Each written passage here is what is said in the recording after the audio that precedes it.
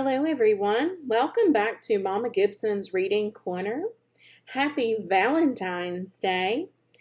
We are celebrating Valentine's Day today. It is February the 14th and we are going to read a Valentine's Day related book. This one is called Junie B. Jones and the Mushy Gushy Valentine. Junie B. Jones was first introduced to me by Xander's kindergarten teacher, Miss Pritchett, and I will never forget the first time I heard her read a Junie B. Jones book. I was immediately hooked, and we have almost the entire collection now.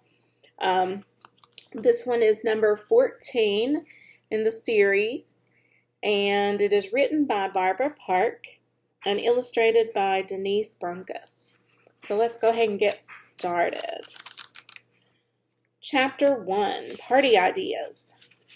My name is Junie B. Jones. The B stands for Beatrice, except I don't like Beatrice. I just like B, and that's all. I go to school in room 9. Room 9 is where they have afternoon kindergarten. Also, they have morning kindergarten, but I'm not familiar with that arrangement. Today at school, my teacher had an announcement to make. Announcement is the school word for listen to me and I mean it.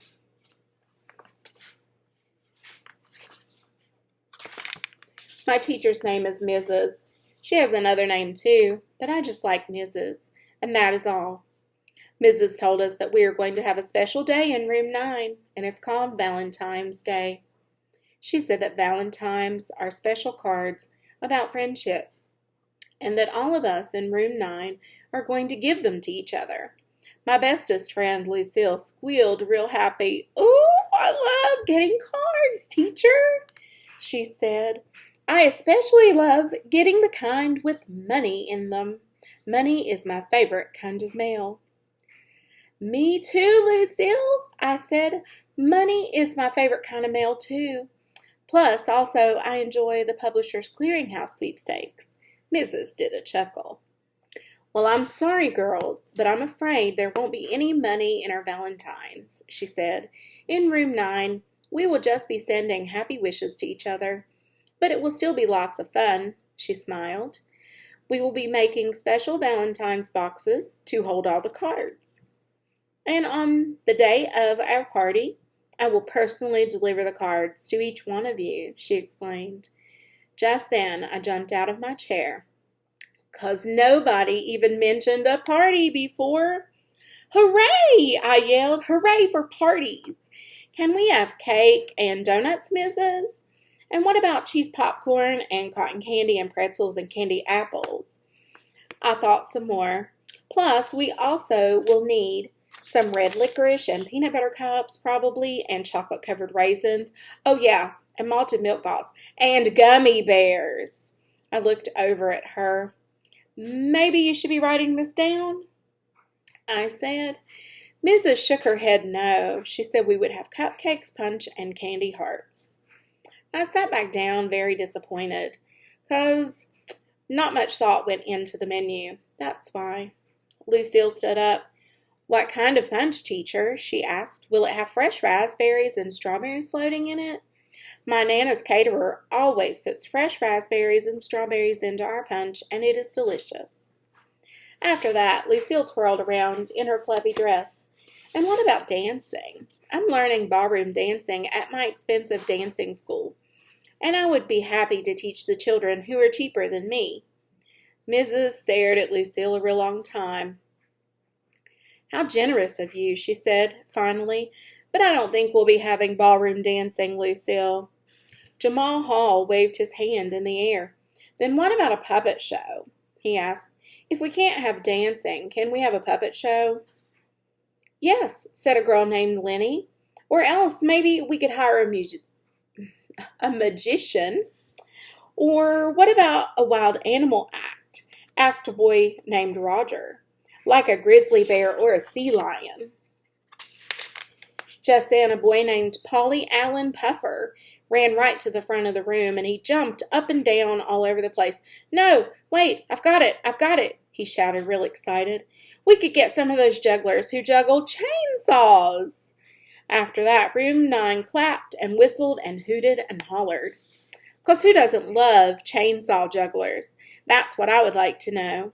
After we finished clapping, we looked at Mrs. Her head was on her desk, and her eyes were staring out of the door. Then all of the children in room 9 got very quiet, 'cause Mrs. was scaring us a little bit. Plus, we were also out of party ideas.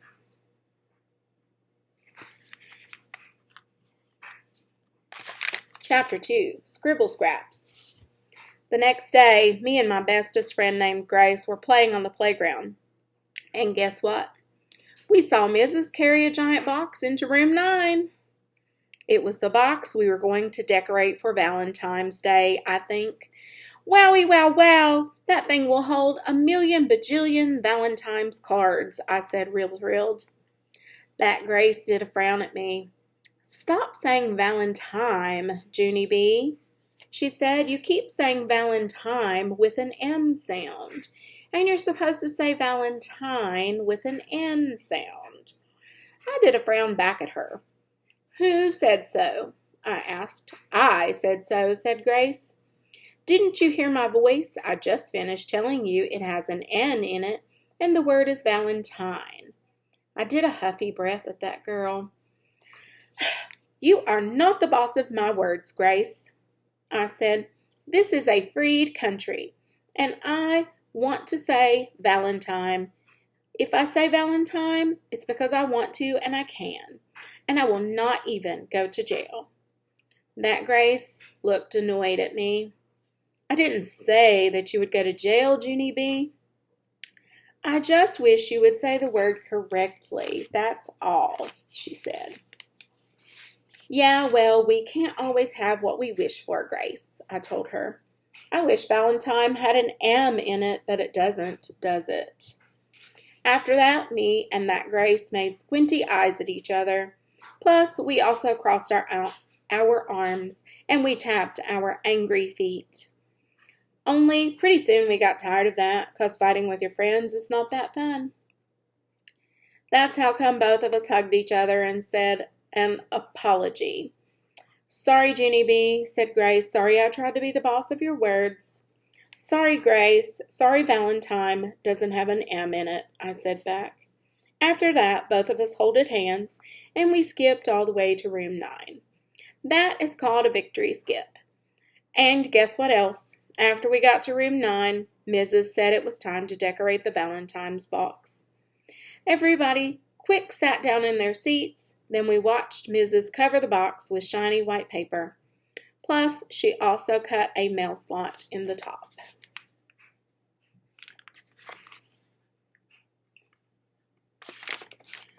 After that, all of the children got their scissors, and we cut out paper hearts to paste on the sides. I cut my fastest. "Mrs., look, look," I said. "I am already done cutting my heart, and so I have the fastest scissors in room 9, probably." Just then, a meanie boy named Jim jumped up from his chair. "No, you don't. Look over here. I already cut 2 hearts. See? 1, 2. So ha-ha on you," he said. I quick cut another heart. "Yeah, well, now I have 2, too, and so you are not the winner anymore, meanie Jim." Jim held up one more. "3, he yelled. "I just cut number 3. So I am still ahead of you. I made my scissors go speedy fast." "Ha, now I have 3 too, so there," I said. Jim did a fast snip. "4, I'm up to 4, he said. That's how come I got frustration inside me. "Stop it, Jim, stop cutting so fast, and I mean it." After that, I tried to cut one more heart, but my scissors went very out of control, and my heart turned out like scribble scraps. "Darn it, now look what you made me do," I hollered real mad. All of a sudden, a big hand came flying over the top of my head, and it snatched my scissors right off my fingers. I bended my head back to see who it was, and it was Mrs. I did a gulp. "I was afraid it was you." I said kind of soft. Then Mrs. went to Jim's table and she snatched his scissors too. And so me and him, we had to sit in our chairs for the rest of the day, and we didn't get to decorate the Valentine's box because our cutting days were over. That's why. And our pasting days never even got started.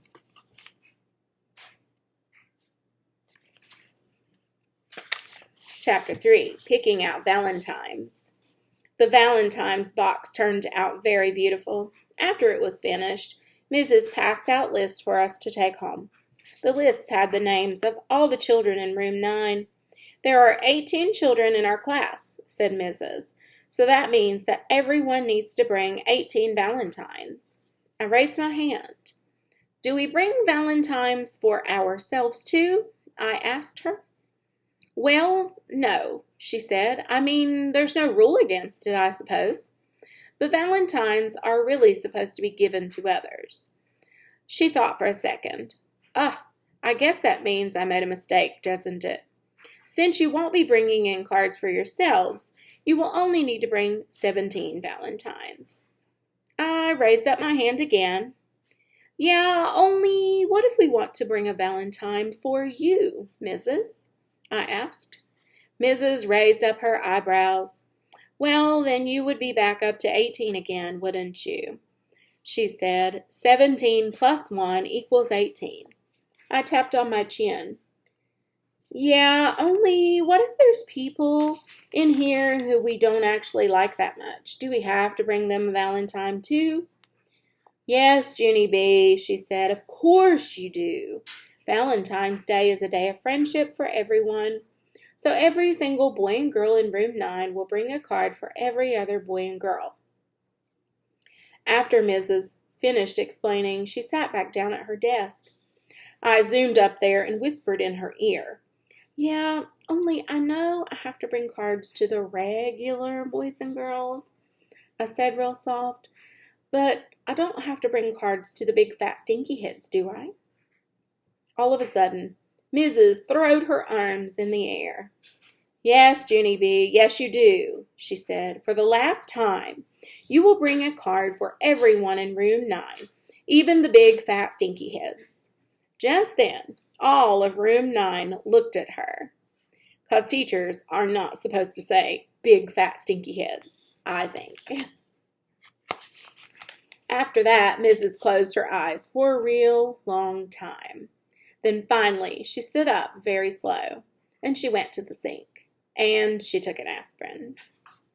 The next day was Saturday, and that was the funnest Saturday ever, 'cause Daddy took me to the drugstore, and he bought me beautiful heart antennas for my head. Plus, he also let me pick out my very own box of Valentines. After we got home, Mother helped me pick out the perfect cards for every person in room 9. First, I picked a card out for my bestest friend, Lucille. It had a lovely princess on the front of it. This one, Mother, I said, I will give Lucille this one, 'cause when she grows up, she is going to marry an expensive prince, and she is going to let me and Grace sweep her castle. Plus, also, we get to wear her raggedy, used-up gowns. Mother looked at me. Lucille is a regular saint, she said, very quiet. I know. I said, me and Grace are lucky to have her. After that, I found the perfect card for Grace, too. It had 2 running shoes on the front of it. Mother read me the words. It said, Valentine, you and I make the perfect pair. We do, Mother. Me and that Grace do make the perfect pair, 'cause Grace can beat me at running, and I can beat Grace at lots of other stuff probably, only actually I haven't found anything yet. After that, I picked out special cards for all of the other children in room 9. Every time I picked out a Valentine, Mother crossed that name off the list. Finally, there was only one name left. Jim, said Mother, you still need to pick a card for Jim. I did a big sigh, 'cause I did not want to give that guy one, of course. I looked all through my box of Valentines. Then all of a sudden, I saw a card with a funny skunk on the front. That one, I said. I will send Jim that one. Mother shook her head. I don't know, Junie B. A picture of a skunk just doesn't seem very nice, she said. I put it in an envelope. Perfect, I said, 'cause neither is Jim. Chapter 4, The Disagreement. On Monday, I skipped into room 9, very thrilled. Mrs., look! I said, I have all the Valentines for the big, giant Valentines box. They are right here in this paper bag I am carrying. I runned over and showed her inside it.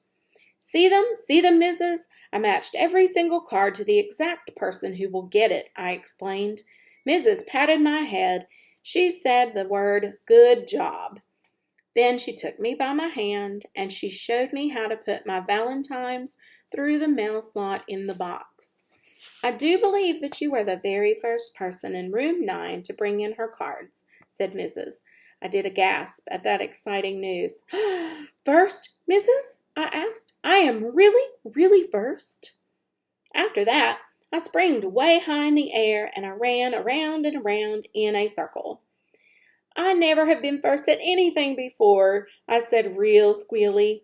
Not ever, never, and so what is my prize for winning? I closed my eyes and held up my hands. Put it right in my hands, okay, Mrs.? I won't peek, I promise. After that, I stood there real patient. But nothing got put in my hands. Finally, Mrs. bended down next to my ear. Junie B., honey, I'm really sorry, but there is no prize, she said. We weren't actually having a contest. We weren't? I asked. Mrs. shook her head no. My shoulders slumped a teeny bit. So then a prize would be out of the question, probably, I said. Mrs. shrugged. I'm afraid I didn't buy any prizes, she said. After that, I rocked back and forth on my feet, and I thought and thought. Would you have a mint in your drawer, maybe, or some stickers? I asked. Mrs. smiled. Then she took me to her desk, and we looked in her drawer. How about a broken piece of chalk and a yellow rubber band? She asked. Sold, I said. After that, Mrs. told me congratulations, and she gave me the prizes. I quick skipped to my table to show them to Lucille. She wrinkled up her nose. Yuck, have you been going through the trash can again? She asked. No, silly, these are my prizes. I got prizes for bringing in my Valentines first, I said. Lucille smoothed her dress. Yes, well, I would have brought my cards in today too, but they are not back from the printers yet, she told me. What? I said, what printers? The printers where they print my name on the cards, she said. Wait till you see them, Junie B. Every card will have love and kisses from Lucille on the bottom. She hugged herself. They're so beautiful, she said. Each Valentine has a cherry lollipop on the front, and the lollipop is in the shape of Cupid. She sighed, very dreamy. Cupid is a symbol of Valentine's Day, you know, she said. Of course I know, I said back. Plus, also skunks and shoes are symbols of Valentine's Day too, 'cause that's what are on my cards. After that, me and Lucille did our work till recess. Then both of us went outside to play with our other bestest friend, Grace. Only too bad for us, 'cause Lucille kept on bragging about Valentine's Day, and that's how come she and that Grace got into a disagreement. I'm going to get more Valentines than anyone, bragged Lucille. That's because the boys love me better than any other girl, and they will bring me lots and lots of cards. Grace looked curious at her. But Mrs. said only to bring one card for every boy and girl, remember? Not lots and lots. Lucille flounced her flouncy dress. Silly Grace, look at me. For goodness sake, I am precious. And when you're precious, boys automatically bring you lots of Valentines. They just can't help themselves. She twirled around. I'm the cutest girl in room 9, Grace, she said, and I am cuter than anyone else. She giggled and pointed. Even you. After that, Grace did a little frown, 'cause that hurt her feelings, I think. I tapped on Lucille. Yeah, only Grace is the nicest, Lucille. And so maybe the boys will bring her lots of Valentines too, I said. Lucille did a huffy breath at me. But I am richer than Grace, Junie B., so that is another reason to bring me more, she said. I thought for a minute. Yes, Grace. Yes, but Grace can run faster, I said. So, said Lucille, my hair is longer, and boys like long hair.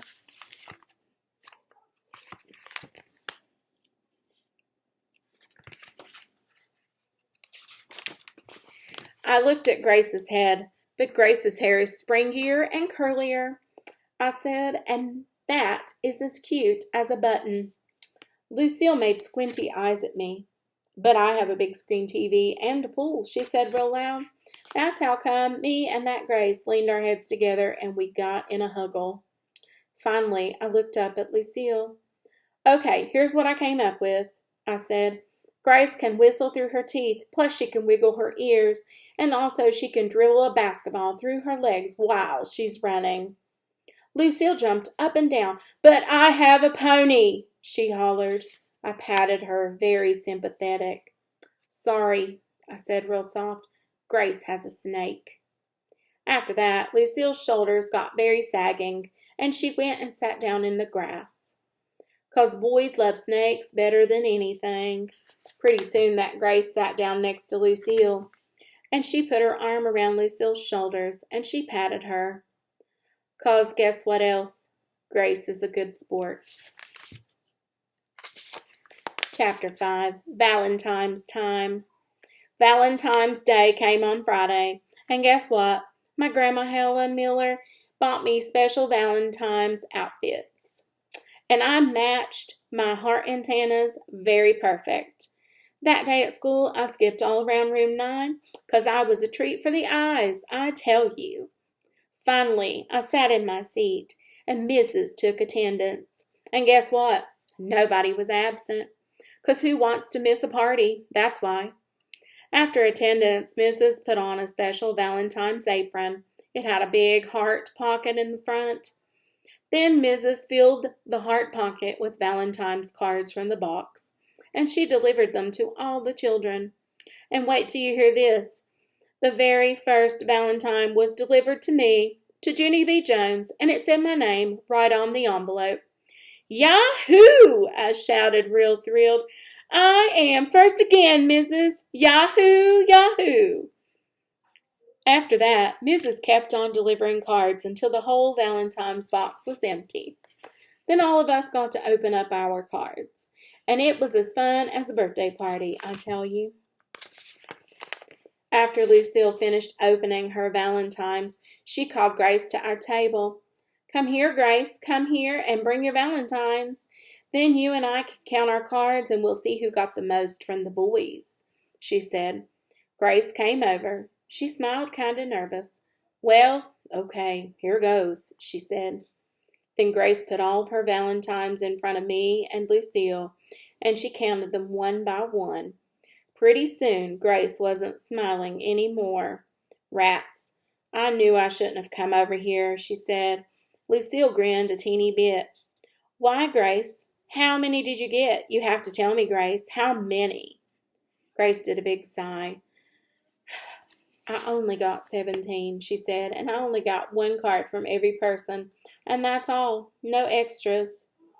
Lucille's face lighted up very bright. She flipped her hair all around the air.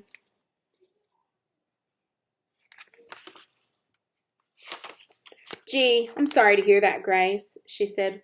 Well, I suppose I should count mine now. After that, Lucille counted her cards right in front of me and Grace. She counted them right out loud. 13, 14, 15, 16. All of a sudden, Lucille stopped counting because there was only one more Valentine left in her pile, and that's why. She quickly stood up at her seat and looked all around herself. First, she looked under the table, then she looked on top of her chair and all over the floor. Also, she looked in her pockets and her backpack and her purse. Finally, she sat down, real upset.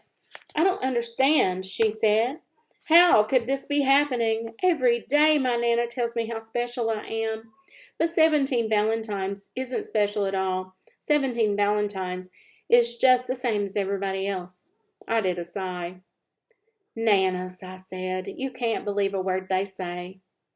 Grace looked cheerier. Count yours, Junie B. Count your Valentines and see if you got 17 like Lucille and me.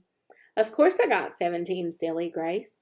I told her. Everybody in this whole room got 17. It was a rule, remember? After that, I put all my cards in a pile, and then I counted them out loud, just like Lucille. I did a frown. Then I counted them again. And even again.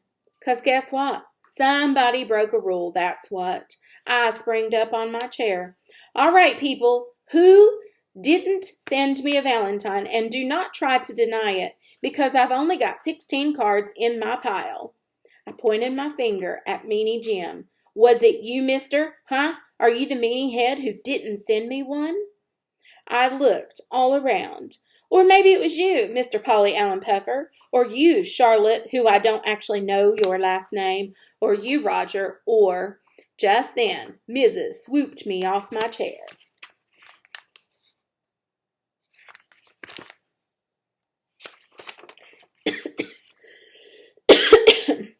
Excuse me. Do not stand in your chair, Junie B., she said, and please do not fight about Valentines. If someone didn't send you a card, it was just a mistake. No one would do something like that on purpose. I'm sure of it. After that, I sat back down in my seat, and I looked at that woman very curious, because Mrs. is a nice teacher, but sometimes she doesn't understand children at all. Chapter 6, Bingo. I put my head down on the table, 'cause I needed to figure out who didn't send me a Valentine, that's why. I thinked and thinked real hard. Then all of a sudden I springed up. Lucille, I thinked of a plan. I thinked of how to find that guy. All I have to do is see the names of who signed my Valentines, 'cause whoever is missing is the person who didn't send me one. Lucille looked admiring at me. That is very smart of you, Junie B., she said. You should be on cops. I know it, I said back. My head is as sharp as a tack. After that, I got all of my Valentines in a pile, and me and Lucille looked at the people who signed them. We kept track of their names very good. Only too bad for me, 'cause 7 of my Valentines weren't even signed. Darn it, I said. Now what am I supposed to do? Just then I saw Mrs. hurrying to my table. Junie B., I have some good news for you. Guess what I just found in the bottom of the Valentine's box? I sat up real quick, 'cause guessing games are my favorites, of course. A meatball, I said. Mrs. did a frown. No, Junie B., why would there be a meatball in the box? Think about it. What have people been putting in the Valentine's box all week? Valentine's cards, I said real smart. Right, she said. And how many Valentines did you get today? 16, I told her. Yes, she said, you were missing one, weren't you? And so what do you think I found in the bottom of the box just now? This time, I thought my hardest. A meatball, I said. Mrs. rolled her eyes up at the ceiling. Then I looked up there too, but I didn't see anything. Finally, Mrs. pulled a giant envelope from behind her back. No, this, Junie B., she said. This is what I found in the bottom of the box. I found this big envelope, and it's addressed to you. My mouth came open, very shocked. Then all of a sudden I clapped my hands, very thrilled. Hey, wait a second here. Maybe this could be my missing Valentine. Mrs. looked funny at me. Bingo, she said, kind of soft. Yes, I shouted. Bingo, bingo, bingo. After that, I jumped up and down, and I danced all around, 'cause nobody broke the rule after all, and that was very nice of them. After I finished dancing, I opened the envelope, and it was the beautifulest card I ever saw. It had lace and hearts all over the front, and a purple ribbon was weaved all around the edge. Look, Mrs., look. It's a mushy gushy kind, I said. I always wanted one of these things. Who sent it, huh? Read me their name, okay? Who sent it? Who sent it? Mrs. opened the card and looked at the name. Then she laughed out loud. We'll show the picture. Well, well, well, it looks like you've got yourself a fan, she said, and she ruffled my hair. The card is signed from your secret admirer. I raised up my eyebrows. Huh? What? Who? Mrs. smiled. A secret admirer is someone who likes you very much, but he is too shy to tell you, she explained. I guess your Valentine's Day turned out pretty good after all, huh? She said. Yes, my Valentine's Day turned out almost perfect, I said. Now all I have to do is figure out who my secret admirer is, and I will be in business. After that, I put my head on the table and closed my eyes, because I need to think of another plan, of course. Chapter 7, Wink Wink. Another plan did not come easy. I thinked and thinked for a real long time. Finally, I tapped on my bestest friend, Lucille. Want to help me, Lucille? I asked. Want to help me figure out my secret admirer? Lucille did mad eyes at me. Just because you have a secret admirer doesn't mean you're prettier than me, she said, very annoyed. I looked surprised at her. I never said I was prettier, Lucille. I just said that someone in room 9 loves me better than he loves you. And I kept on wondering who it was, I said. Lucille leaned close to my face. It's a cuckoo-head boy, that's who it is, she said. After that, she scooted her chair to the end of the table, and she turned her head away from me. I did a mad breath at that girl. Keep acting like that, and you'll be sweeping your own castle, I said. After that, I looked all around room 9. And guess who I saw? I saw Crybaby William, that's who. Crybaby William sits right behind me and is the shyest guy I ever heard of. And so maybe he might be my secret admirer. I spinned around in my chair and waved at him. Hello, shy boy, I said real cute. William looked nervous at me. What do you want? He said. I wrinkled up my nose. Real darling. Yeah, only you don't even have to be shy of me anymore, William, because I think I know your secret, I said. After that, I put my chin on his table and I winked my eye at him. Only I'm not good at winking, and so I have to say the words, wink, wink, William. I said, wink, wink, wink. See my eye? See how it's trying to wink at you? William's face started to sweat. Turn around, please, he said. I did a giggle, 'cause that admirer boy was shyer than I thought. You are a silly sausage, William, I said. Then I tried to tickle him under his chin, but William swatted my hand away. I tapped my fingers on the table. Okay, here's the thing, William. Swatting my hand is not actually that admiring, and so please do not do that again. After that, I tried to tickle his chin again, but this time he ducked under the table and I did a frown, 'cause something did not seem right here. Finally, I bended my head down and I peeked at him. I'm going to take a wild guess here, William. You're not actually my secret admirer, are you? I asked. No, said William. No, no, no. After that, I did a big sigh and turned around, back in my chair, to my own table. I looked all around room 9 again, and guess what boy I saw next? I saw Polly Allen Puffer, that's who. And he is always teasing me, and so maybe he is my secret admirer. I zoomed to his table, speedy fast. Wink, wink, Polly Allen Puffer, I said. Wink, wink, wink.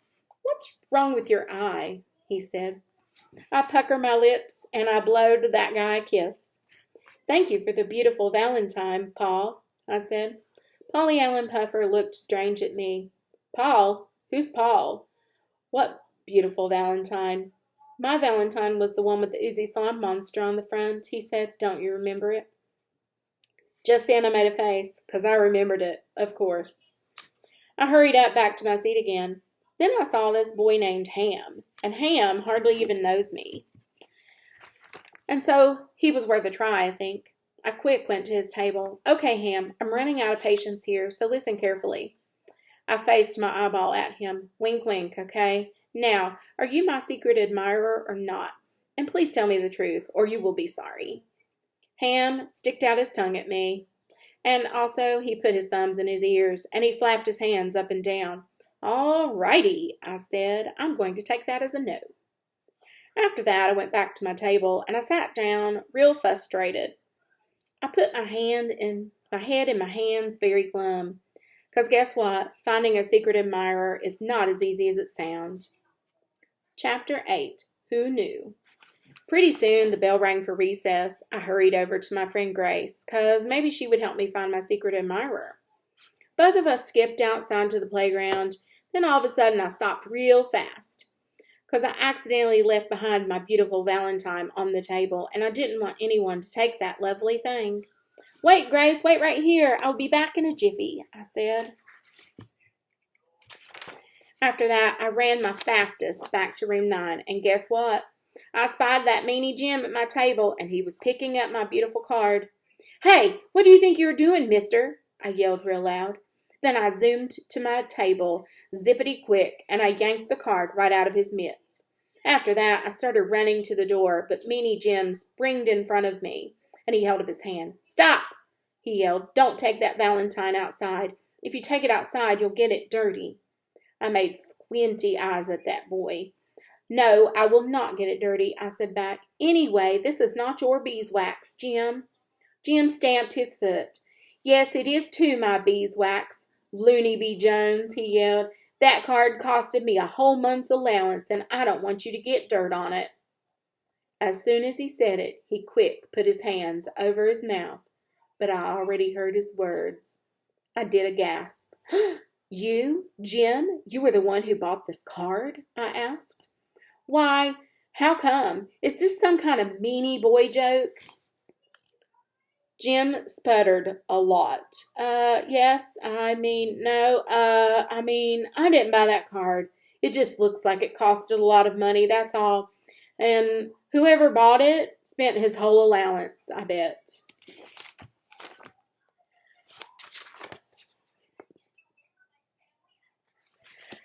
I kept on staring at that boy, 'cause something smelled like fish here. That's why. But if you're not the one who gave me the Valentine, then how come you're acting so funny, Jim? I asked. And how come your words are sputtery and nervous? And how come your face is reddish and blotchish? Just then, Jim clunked himself in the head. Darn it! I knew I would ruin it. I always ruin everything. Now everybody in room 9 will know that I like you, and I wanted it to stay a secret, he said. All of a sudden, my whole face felt happy. You like me, Jim? You really, really like me? 'Cause you never acted like you liked me. And so since when did you like me? That's what I would like to know. Jim's face got a silly look on it. I've always liked you, he said real quiet. I just act like I don't like you so nobody will know I like you. I looked confused at him. But if you like me, how come you always call me names? I asked. Jim shrugged his shoulders. Because you call me names, he said. I did a big breath. Yes, Jim, I know I call you names, but that's because you started it first, I explained. No, I did not, he said. You started it first. I shook my head. No, Jim, you did, I said. No, Junie B, you did, he said back. No, you did. No, you did. No, you. All of a sudden, Jim raised his hand in the air and he waved it all around. I called on him. Jim, I said. Maybe we both started it, Junie B, he said. Maybe we both started calling each other names on the very same day. Just then I started to smile, 'cause that would be fair of us, I think. After that, I skipped around him in a happy circle. On account of this was a nice development. I grabbed his hand. Hey, Jim, let's go tell Mrs. that we're friends. Want to? 'Cause she will get a kick out of this probably, I said. But all of a sudden, Jim plopped down on the floor and he wouldn't even budge. I stared and stared at the top of his head. Okay, this doesn't actually seem like that good of a start for us, Jim, I said. He looked up at me. I know, he said, but I can't tell the teacher that I like you. I can't tell anyone. If I tell people, it will ruin everything. I wrinkled my eyebrows. Everything like what? Like all my friends will know I like girls, and that will be embarrassing, he said. Plus, room 9 won't ever be the same again. I didn't understand. Why, Jim? Why won't it be the same? I asked. Because it will be dull and boring, that is why. He said, because if you and I like each other, then we won't tease each other anymore. And if I don't tease you, then you won't tease me back. And that means you won't shout silly, funny stuff at me, and that makes people laugh. He rocked back and forth on his feet, very bashful. You make room 9 sparky, he said, kind of quiet. After that, he smiled very cute, and he poked my arm with his finger, and he made a sparky sound. Zzz, he said, zzz, zzz. I laughed very loud, and I sparked him right back. Zzz, zzz, I said, and guess what? Then me and that silly guy started chasing each other all over room 9, and we kept poking and sparking, and it was the funnest game I ever heard of. Only too bad for us, because all of a sudden we heard a noise at the door. Oh no, it was Mrs. She caught us in the room. Hey, what's going on in here? She said. You two are supposed to be on the playground. Me and Jim stopped very fast. Then Jim looked kind of nervous at me because he was afraid I would tell his secret, I think. All of a sudden I pointed to him, kind of mad. It's his fault, Mrs., I said, because Jim poked me and made a sparky sound. And then I had to poke him back and make a sparky sound too. Only he couldn't let that be the end of it, and so pretty soon we were chasing and sparking and chasing and sparking.